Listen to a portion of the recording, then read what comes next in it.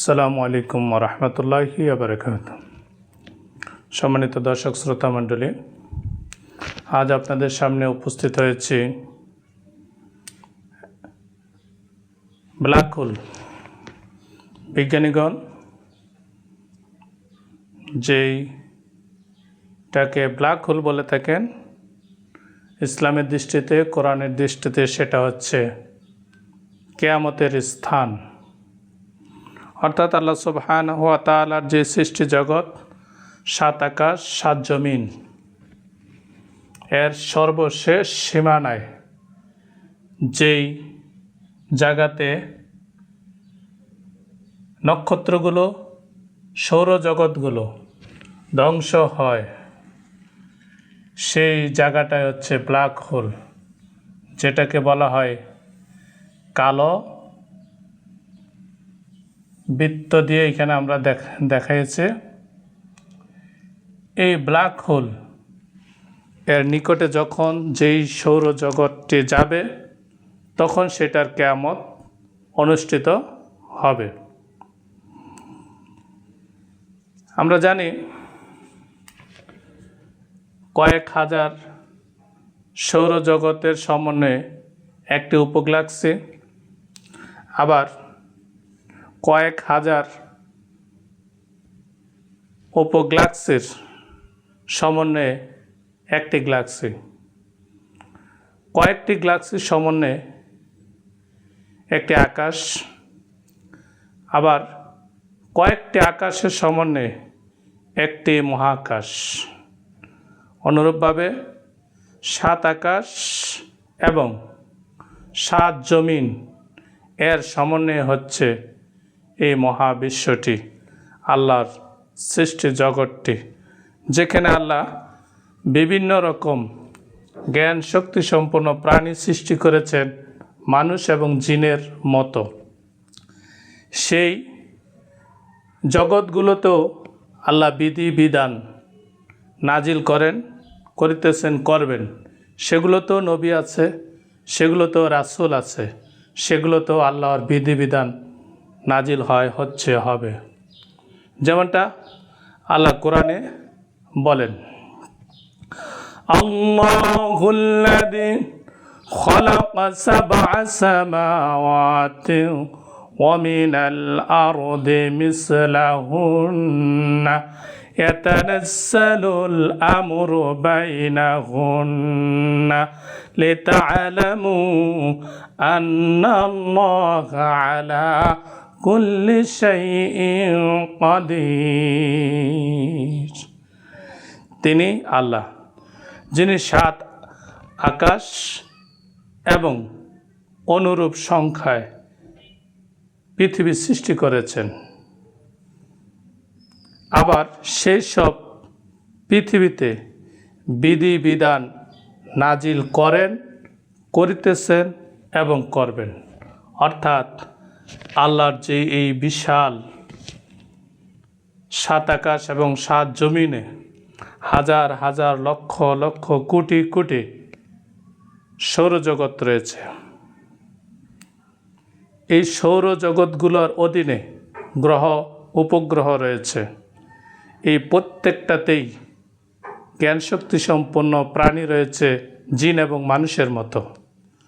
সেখানে নবী এবং রাসূলগণ রয়েছেন, সেখানে আল্লাহর ইবাদত করার মতো অসংখ্য ব্যক্তি, অসংখ্য জ্ঞানশক্তি সম্পন্ন প্রাণী রয়েছে।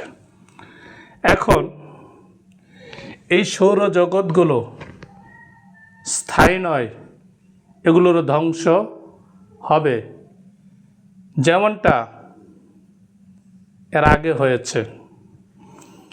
তার প্রমাণ, অন্য কোনো সৌরজগৎ ধ্বংস হয়েছে কিনা তার প্রমাণ হচ্ছে আমাদের নবী হযরত মুহাম্মদ সাল্লাল্লাহু আলাইহি ওয়াসাল্লামের মেরাজ গমন। অন্য একটি সৌরজগতের কিয়ামত হওয়ার কারণে বিশ্বনবী হযরত মুহাম্মদ সাল্লাল্লাহু আলাইহি ওয়াসাল্লাম সেই সৌরজগতের হাসরের মাঠে, বিচারের মাঠে উপস্থিত হওয়ার জন্য নবী করিম সাল্লাল্লাহু আলাইহি ওয়াসাল্লামের মেরাজ হয়েছিল। তিনি সেখানে গিয়েছেন এবং বিচার কার্য সম্পূর্ণ হওয়ার পরে জান্নাত জাহান্নাম ইল্লিন সিজ্জিন আরাব সব কিছু দেখে আবার তেনার দায়িত্বে পৃথিবীতে চলে এসেছেন। সম্মানিত দর্শক শ্রোতা মণ্ডলী, এই যে বিশাল এই সৌরজগৎ বলেন আর বিশাল এই গ্যালাক্সি বলেন, প্রত্যেকটাই সময়ের ব্যবধানে আস্তে আস্তে আস্তে আস্তে ঘুরতে ঘুরতে ঘুরতে ঘুরতে নিজ নিজ কক্ষপথে ঘুরতে ঘুরতে এই ব্ল্যাক হোলের নিকটে যখন আসবেন তখন সেটার কিয়ামত হবে। এগুলো যে ঘুরতেছে সেটা আল্লাহ কোরআনে বলে দিয়েছেন, অকুল্লু ফি ফালাকিন ইয়াসবাহুন, সূরা ইয়াসিন, যে এই মহাবিশ্বে যা কিছু আছে সব কিছু তার নিজ নিজ কক্ষপথে ঘুরছে। এগুলো ঘুরতে ঘুরতে এখানে যখন আসবে, অর্থাৎ আমাদের এই পৃথিবী থেকে এই ব্ল্যাক হোলের দূরত্ব বিজ্ঞানীগণ এ পর্যন্ত পেয়েছেন 10,000 মিলিয়ন আলোক বৎসর। এই 10,000 মিলিয়ন আলোক বৎসর ঘুরতে ঘুরতে আসার পরে যখন এই ব্ল্যাক হোলের নিকটে আসবে তখন সেটার কিয়ামত অনুষ্ঠিত হবে, যেটা আল্লাহ কোরআনে বলে দিয়েছেন। ফালা উকসিমু বিমাওয়াকিউন নুজুম ওয়া ইন্নাহু লাকাসামুন লাউ তা'লামুন। শপথ সেই স্থান অর্থাৎ ব্ল্যাক হোলের যেখানে যেখানে নক্ষত্রসমূহ ঘুরতে ঘুরতে অদৃশ্য হয়ে যায়। সূরা ওয়াকিয়া 75 এবং 76 নং আয়াত। অর্থাৎ এই ব্ল্যাক হোল যখন এই সৌরজগৎগুলো ঘুরতে ঘুরতে ঘুরতে ঘুরতে ঘুরতে ঘুরতে এই ব্ল্যাক হোলের নিকটে আসে, কালো রঙের বিশাল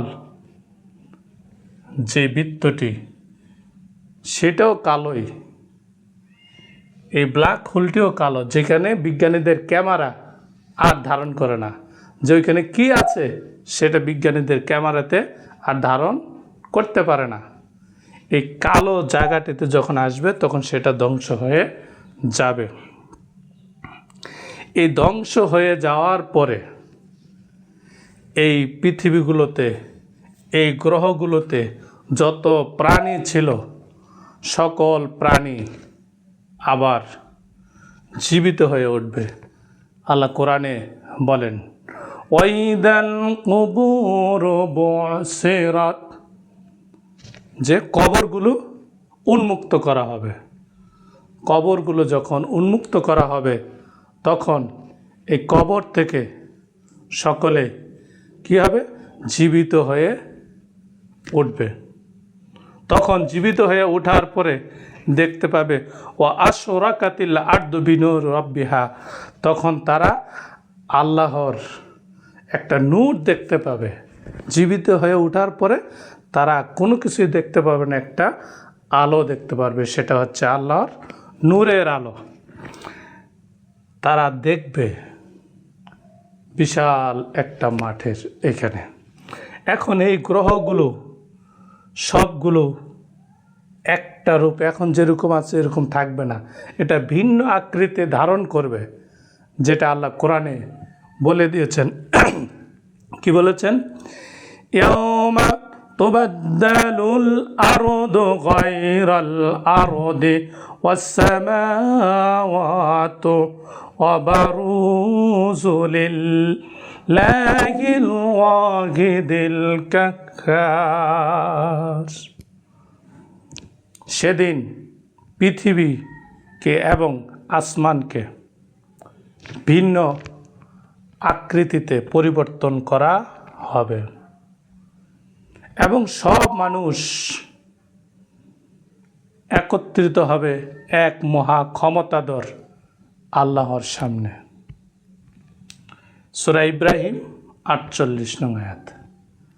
তাহলে এই বিশাল গ্রহগুলো, বিশাল উপগ্রহগুলো সবগুলা একটা ভিন্ন আকৃতি ধারণ করে বিশাল মাঠে পরিণত হবেন, আর সেখানে মানুষ দলে দলে উপস্থিত হবেন, আর সেই জায়গাটাতেই কিয়ামত অনুষ্ঠিত হবে। আমরা এতক্ষণ যে বিষয়টা আলোচনা করলাম, ব্ল্যাক হোল অর্থাৎ কিয়ামত হওয়ার যে স্থানটা, যে যত সৌরজগৎগুলো আছে সময়ের ব্যবধানে আল্লাহর হুকুমে যখন কিয়ামত হওয়ার সময় হবে তখন সেটা ব্ল্যাক হোলের নিকটে যাবে। অর্থাৎ ঘুরতে ঘুরতে যেটা মনে করেন আগে সৃষ্টি করেছে সেটা আগে ধ্বংস হবে, যেটা পরে সৃষ্টি করেছে সেটা পরে ধ্বংস হবে। নির্দিষ্ট সময় আছে, সেটা একমাত্র আল্লাহ সুবহানাহু ওয়া তাআলা ছাড়া কেউ জানেন না। যেটা আল্লাহ বলেন, ইন্নাল্লাহা ইনদাহু ইলমুস সাআতি, নিশ্চয় আল্লাহর নিকট কিয়ামতের জ্ঞান আছে। সূরা লুকমান 34 নং আয়াত। আল্লাহ ছাড়া কিয়ামত কখন হবে এটা কেউ জানে না। সেই সময়টা যখন হবে তখন সেটা সৌরজগৎটা ধ্বংস হবে। সম্মানিত উপস্থিতি, এতক্ষণ আপনারা আল কোরআন ও হাদিস গবেষণা পরিষদের সৌজন্যে ব্ল্যাক হোল বা কিয়ামত হওয়ার যে স্থানটি রয়েছে সেটা সম্পর্কে জানতে পারলেন।